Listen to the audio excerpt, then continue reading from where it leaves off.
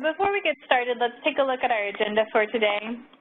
We'll start with a brief introduction of the new tool, talking about some of the enhancements. Then we're going to work through the three main steps of reporting and action planning and walk through the corresponding tasks in the tool. So we'll start with the first step when you review the survey results and generate any reports that you or your department leads may need. Our department heads may need to generate those reports. Next, we'll go through the second step and talking about the importance of communicating those results on property, either as a department head or as a survey admin providing assistance and guidance to your department heads. And finally, the third step, we'll review how to create action plans.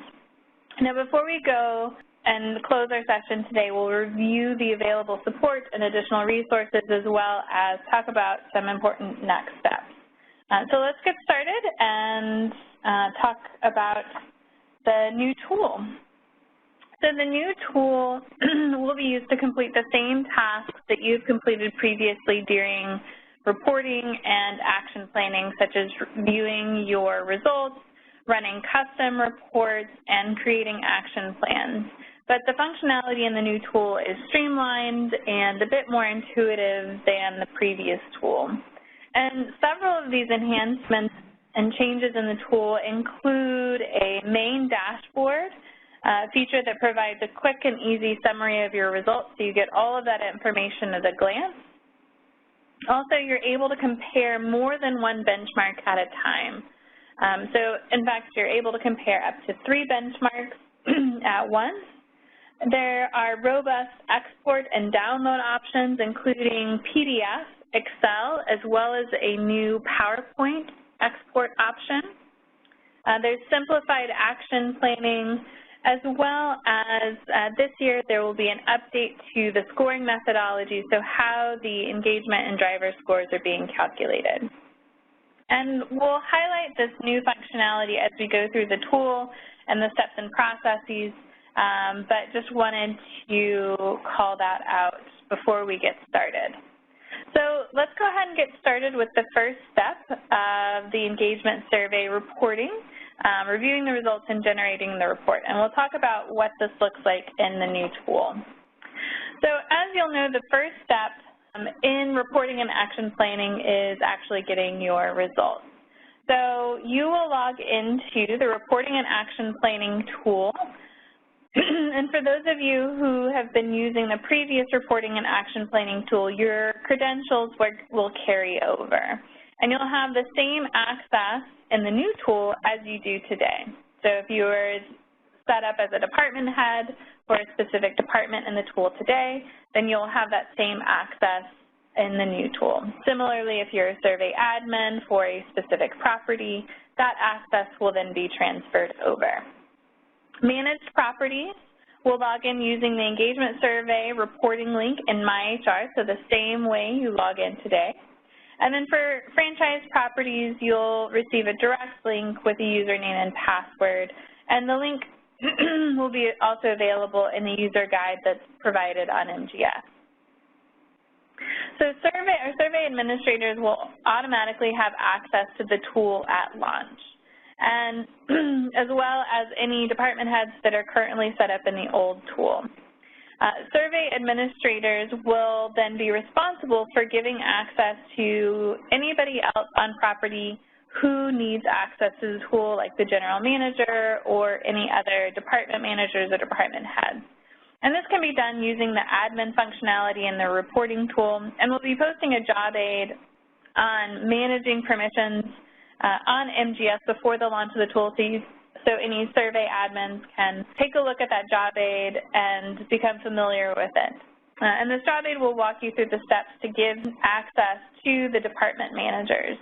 But one thing, as I mentioned earlier, that if there were any department heads who did have access last year, their access will be transitioned over to the new tool as well. So when you first log into the tool, you'll see the welcome page with a general overview information.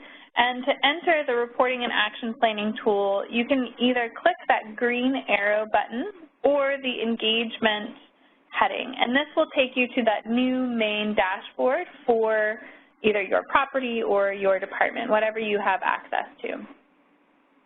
So once in the tool, the dashboard will be displayed first. And this dashboard provides a quick, high-level summary of your survey results. And no matter where you are in the tool, you can always return to the dashboard by clicking that home icon in the upper left-hand corner. On the left side of the dashboard, you'll see the engagement dial representing your engagement score. So for this sample property of Marriott City Center, it's at 93%. And then you'll also see the percentage of difference from the previous year in the center there with the up arrow and the 3. So it's an increase of 3% in this example. One thing to note is if that says equals 0, this means that there was no change between the current year's score and the comparison year. And you'll see this comparison between the current and previous years in a few different areas in the dial. The dark gray arrow on the dial indicates your current year, while the light gray arrow indicates your previous year. Now, you'll also see on this dial the colored bars that go around the outside of the dial. These display the score ranges for top and bottom groups or quartiles of the companies that were included in the related Best Employer benchmark. So, for example, the purple represents the top quartile of companies that were used to calculate the Best Employer benchmark, and the red is the bottom quartile of these companies. The yellow is then the middle group. So note that the bottom quartile for the Best Employer represents the bottom group of those top organizations that were used to calculate that benchmark.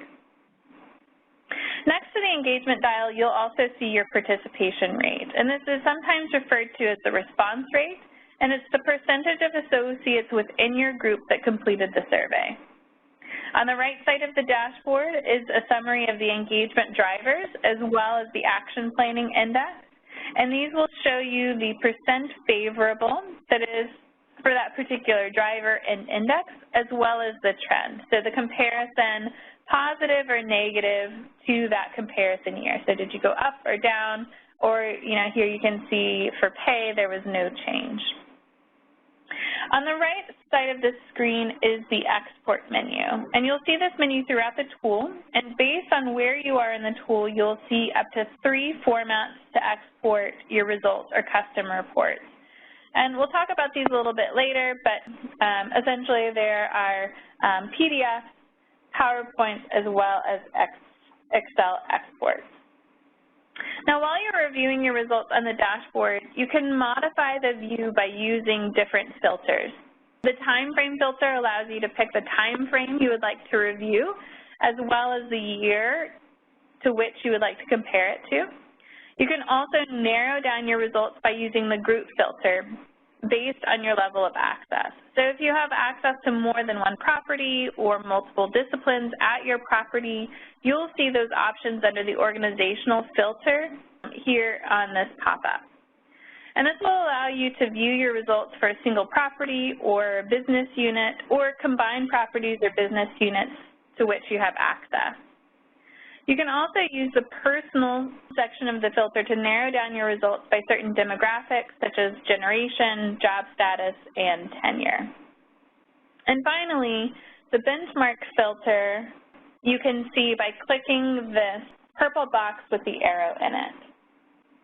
And this will open up a pop-up window with an additional benchmark filter. And this filter will allow you to compare your results to either internal benchmarks such as your brand or external benchmarks such as Best Employer companies.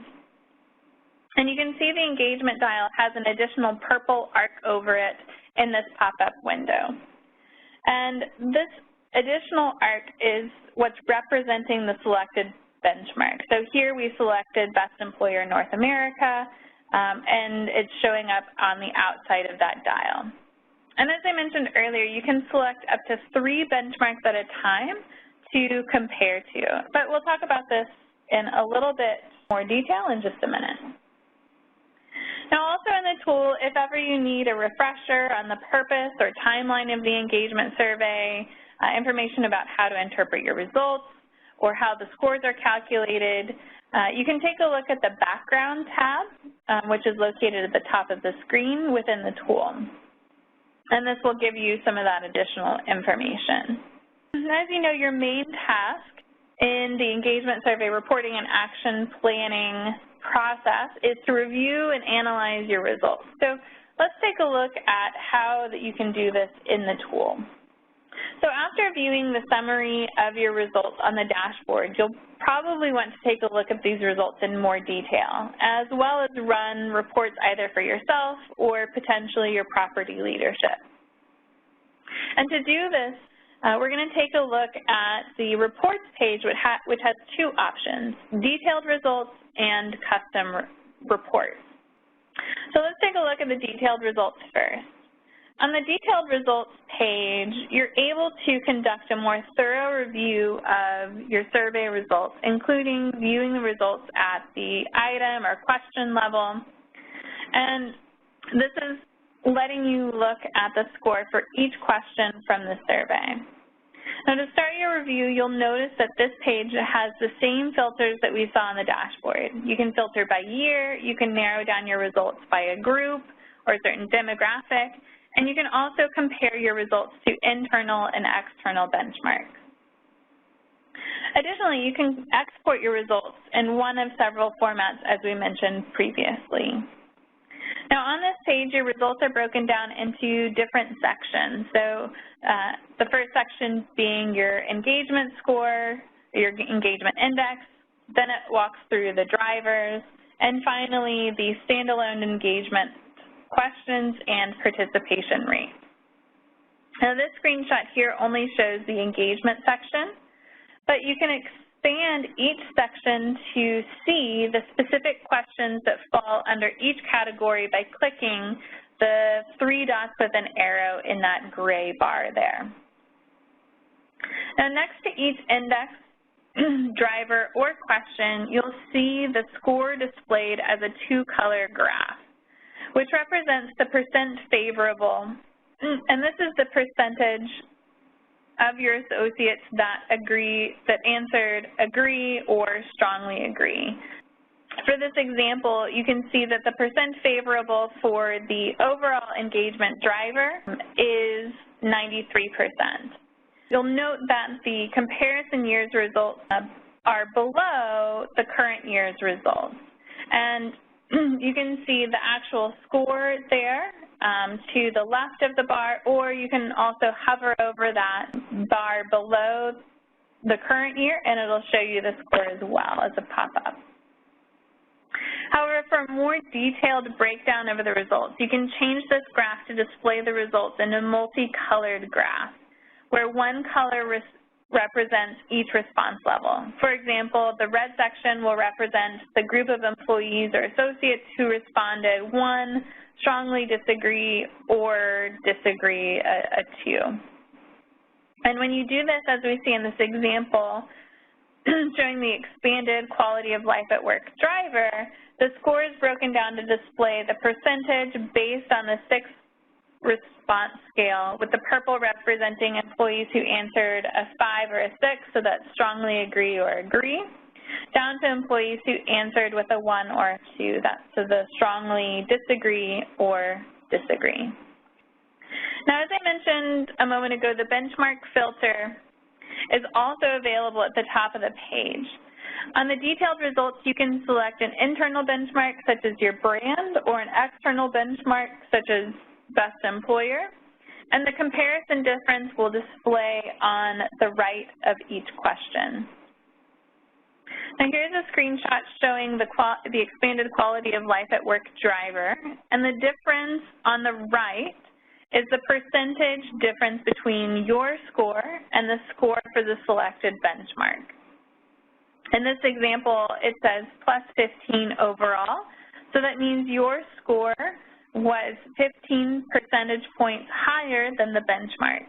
Also, you can see when you look down at the question level for question 25, the difference shows a -1, and this means that your score was 1 percentage point lower than the benchmark for this question.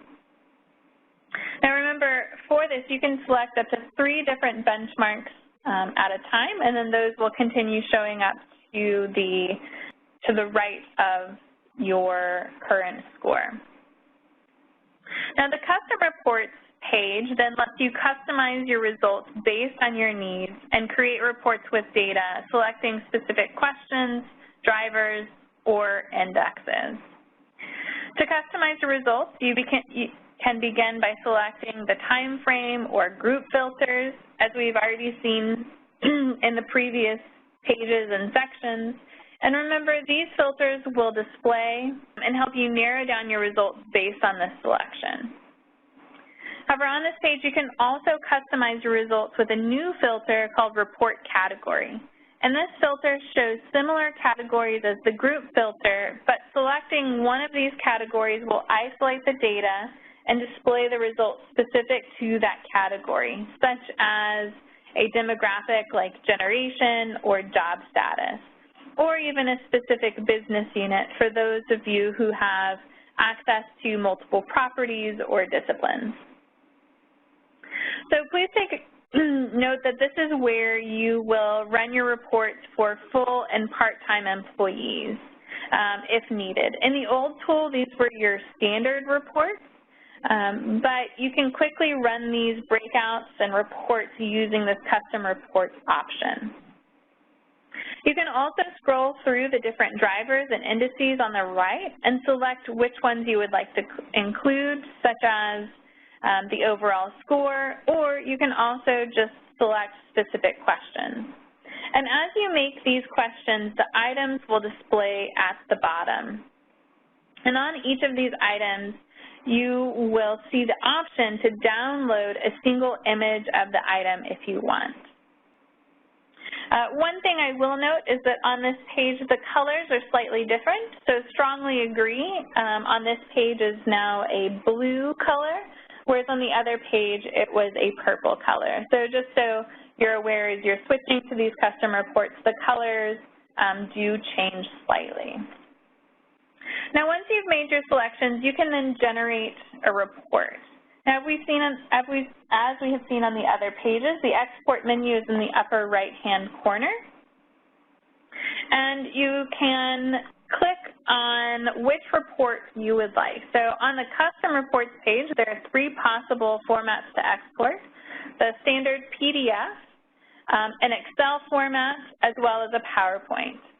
And before exporting, you will be given 3 options to customize your data from the custom reports page for your report. You can either do a quick export, and this carries through all of the selections that you've already made on your page, and will just generate the report based on those selections. You can do a custom export, and this gives you the option to make new selections for your filters and demographics. And you're also then able to create a unique report name. So if you create a custom export, you can go ahead and rename that report to whatever you would like. So that shows up whenever the file is generated. Or the third option would be to export all, which would just export all of the data that you have available for that year. Now, based on your selection, you'll then follow the prompts, and the tool will generate the report. And depending on the amount of data, it may take several seconds for the report to generate. But to view and download your report, you need to go to the Download Manager. And all of your reports that you generate will be stored in this Download Manager. So again, you'd click that download icon, and you can click the Download Manager, or there's also the button there up at the top of the screen, the Download Manager, that you can access from any screen. Now, the reports will be available for 90 days from when they're generated. And to download the report, you can click the icon and choose to open it or save it locally. If you have a report that you no longer need, you can delete it by clicking that X there on the screen as well. Here are a couple of screenshots showing an example of the new Excel export. So if you are familiar with the old tool, You'll know that the old Excel export was not really a functioning Excel, meaning that you could not create formulas or, do comparisons. Our new Excel export has data that are in columns, so you can actually create formulas to run reports and do some additional analyses yourself. And then we also have the new PowerPoint export, which is easily customizable. It's an editable document, and you can take these tables into either another PowerPoint that you're creating or edit this document itself to create a report either for you or your property's leadership. So the second step is after you have reviewed your results in the tool, it's really important that you then communicate those results with your group. Now, it's important to communicate the results of the survey to your associates and conduct feedback sessions where you can clarify the results and get more information. The practice of communicating the results and seeking feedback, as well as the whole action planning process, lends to the credibility of the engagement survey, provides management accountability, benefits employees to feel heard and feel like they're valued and that their opinion is valued. It demonstrates a commitment to improving the organization and turns the survey from a feedback tool into a way to engage employees.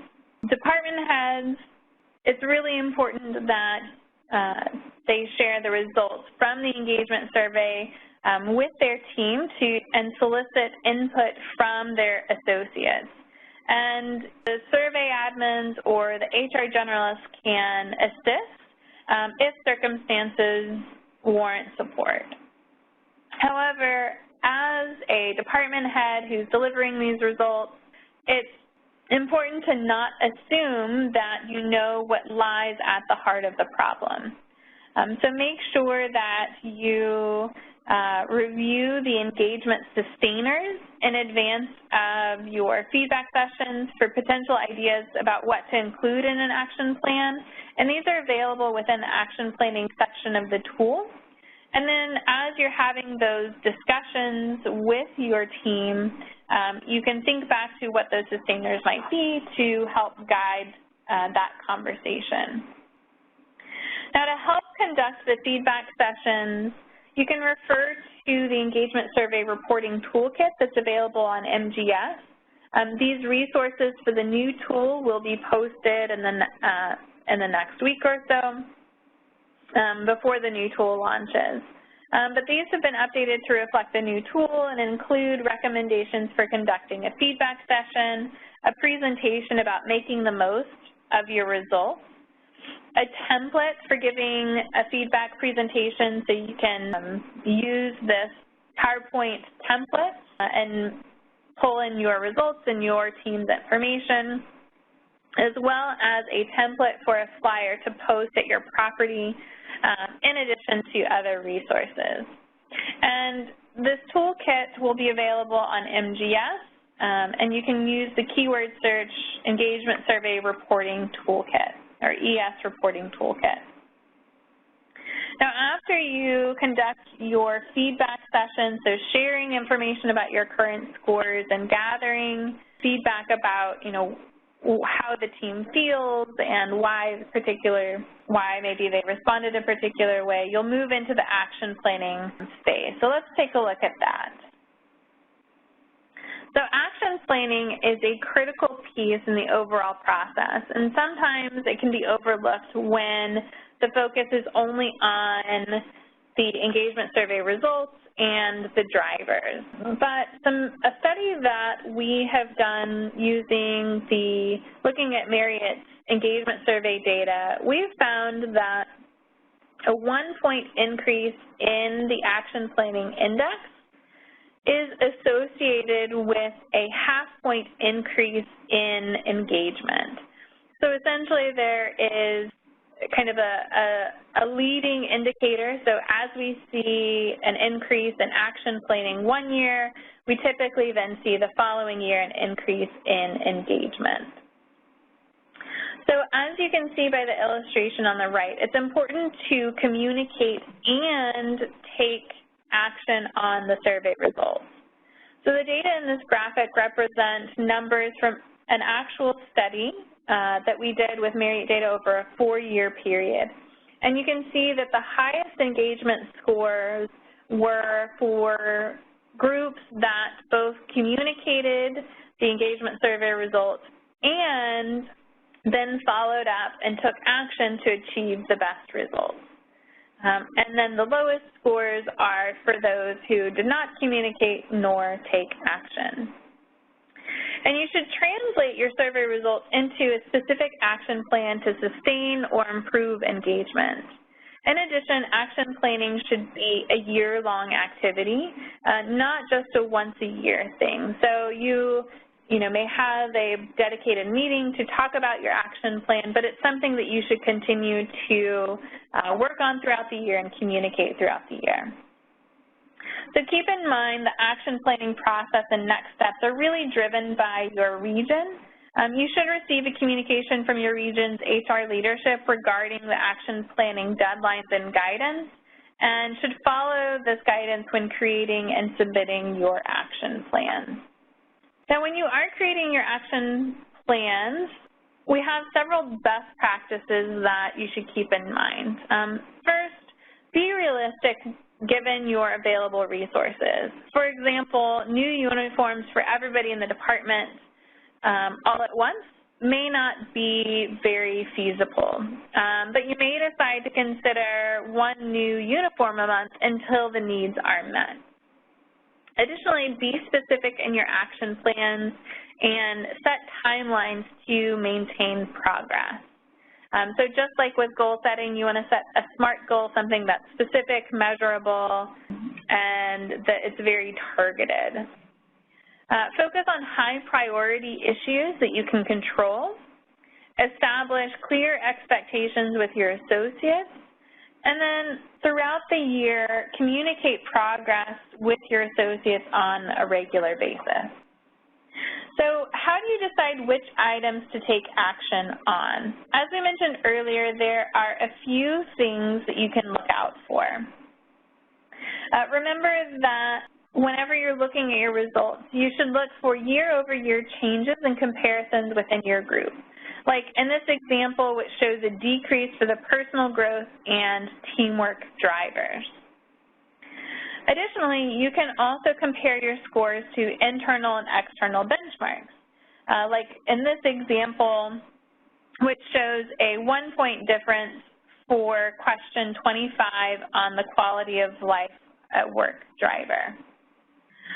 You can also look at item level results that quickly point out trends, such as question 2 in the engagement survey driver that looks to be lower than the rest of the items. Now remember, you can also use filters to isolate and look deeper into the results, such as this example from custom reports that shows lower scores for associates in the younger generations compared to others. Now, once you have decided which items to take action on, you're then ready to create an action plan in the tool. As I mentioned earlier in our session, the engagement score and how the engagement score and drivers are calculated is changing in the new tool. So previously, for the engagement index, this was calculated by how many employees had an average rating of 4.5 or greater across all index items. But participants only needed to answer one of the 6 engagement questions in the engagement index in order to be included in the calculation of the score. Similarly, for our engagement drivers or our action planning index, that top box percentage was obtained by determining how many employees had an average rating of 4.5 or greater across all of those index items.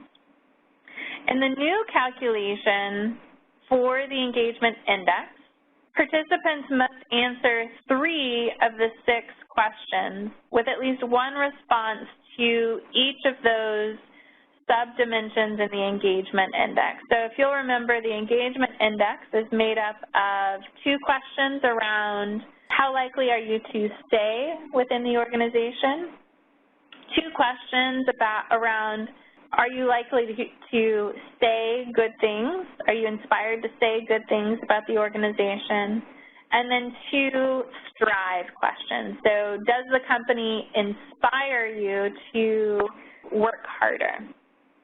So in the new format, participants must answer 3 of the 6 questions with at least a response to 1 question for each of the stay, say, or strive areas in order to be included in the calculation of the score.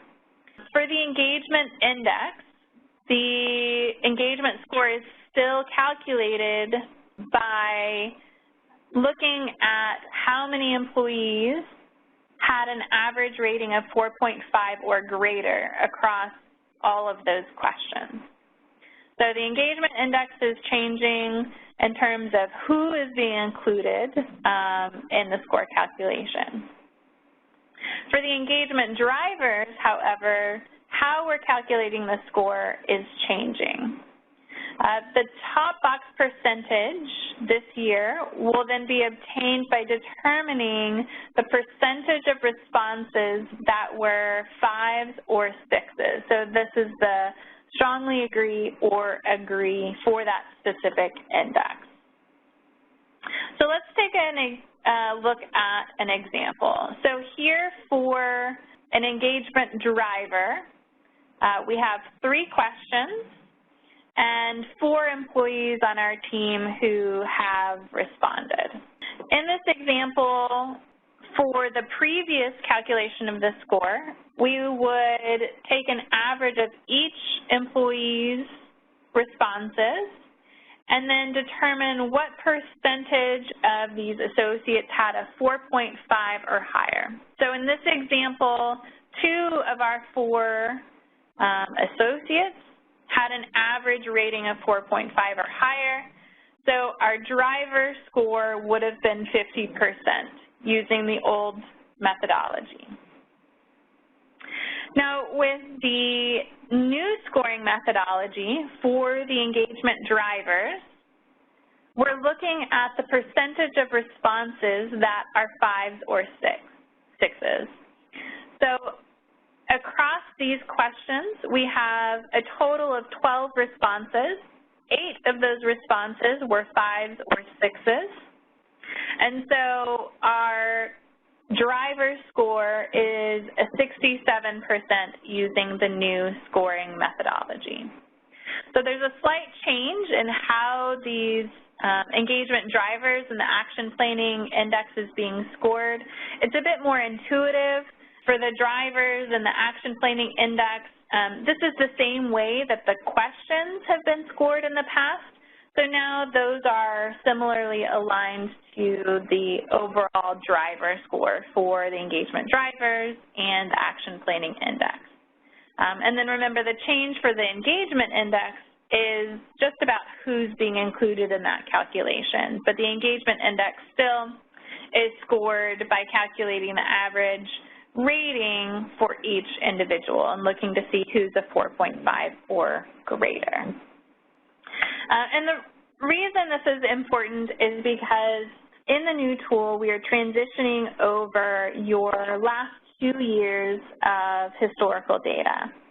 And when we're doing that, we're rescoring your last 2 years of data using this new scoring methodology so that you can accurately compare last year's data to this year's results.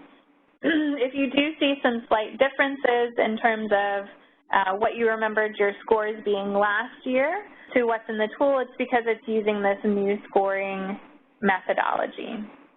And I do see the question about a department score needs at least 5 associates in order to show a result, and you're right. So this example would not meet that criteria because we don't have 5 associates. but you're correct. You need, in your actual results, you would need a minimum of 5 associates to respond in order to display those results. So let's talk about support and resources and what next steps may be. So if you do have any questions regarding reporting and action planning in the tool, one great resource is always the MyHR Service Center. You can contact them online or on the phone. Additionally, we will have several resources available to you on MGS, such as the reporting toolkit with resources to help you plan and conduct effective feedback sessions, a comprehensive reporting and action planning guide, including the step-by-step process to review detailed results, run custom reports, and develop action plans. We'll have a couple of quick job aids on reporting and action planning, so they're much smaller, so you can just grab them and go. And as well as for our survey administrators that are on the call, we will also have a job aid on there around managing user permissions, which will walk you through the step-by-step instructions for adding users to your property. So make sure you check out these resources plus everything else that's on that MGS page. We'll have a recording of this training session as well posted on MGS so that if, once you get into reporting and action planning, you want to go back and have a refresher, this training will also be available on that page as well. So in terms of next steps, one is that because we are transitioning to the new tool and we are only transitioning the last 2 years of historical data, remember that the old site is being retired and can no longer be accessed through MyHR starting at the end of next Monday, July 31st. So if you do have any historical reports that you need or want, make sure you download those from the old tool before the end of July 31st. Also, between now and the launch of the new tool in mid-August, you can gather user information to create new user permissions if needed. Between now and July 31st, if you add those new user permissions into the old tool, those permissions will be transferred over. If not, then you can just track offline, and once the tool goes live, you'll be able to add in those permissions starting then.